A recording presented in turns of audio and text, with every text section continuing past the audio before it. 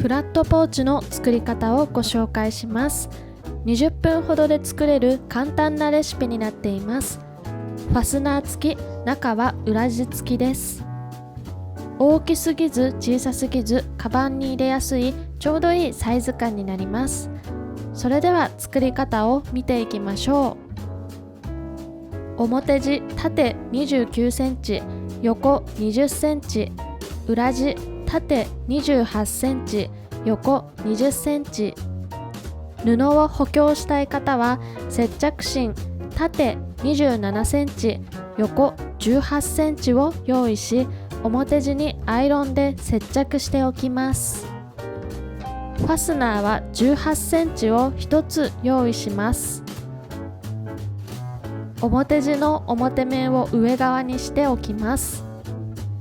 ファスナーを開けて裏面側を生地に合わせます。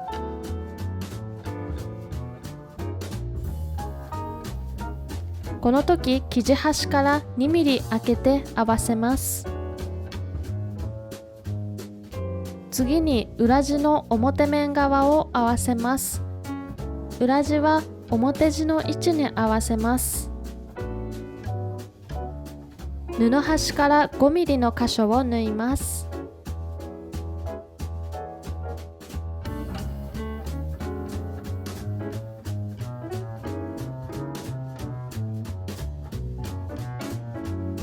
ファスナーに引っかかって途中で縫えなくなるので、針を刺したまま押さえを上げてファスナーを締めます。すると最後まで縫えるようになります。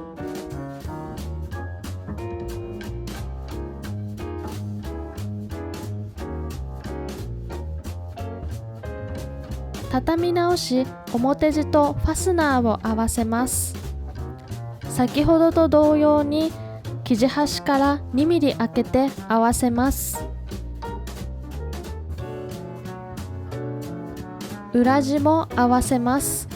裏地は表地の位置に合わせます。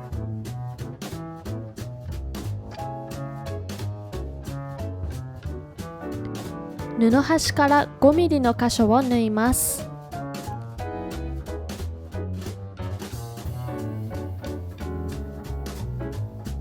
中を確認して表地と裏地の位置を合わせます。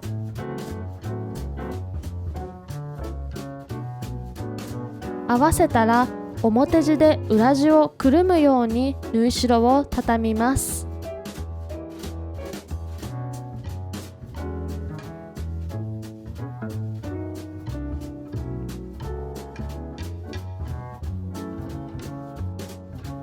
左右1センチの箇所を縫います。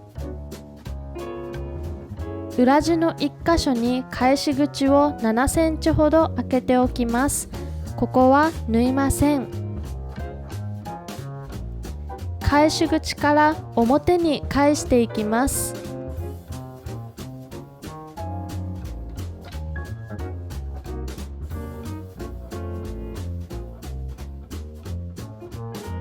返し口をミシンや手縫いなどで閉じます。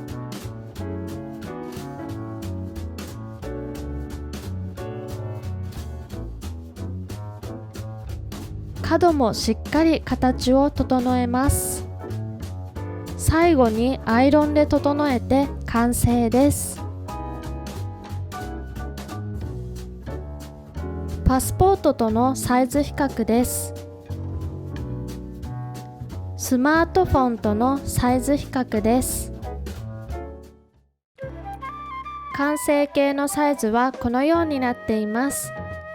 短時間で簡単に作ることができるので、お気に入りの生地でぜひ作ってみてください。他にもソーイング、編み物、刺繍などのレシピ動画を配信しているので、そちらもぜひ参考にしてみてください。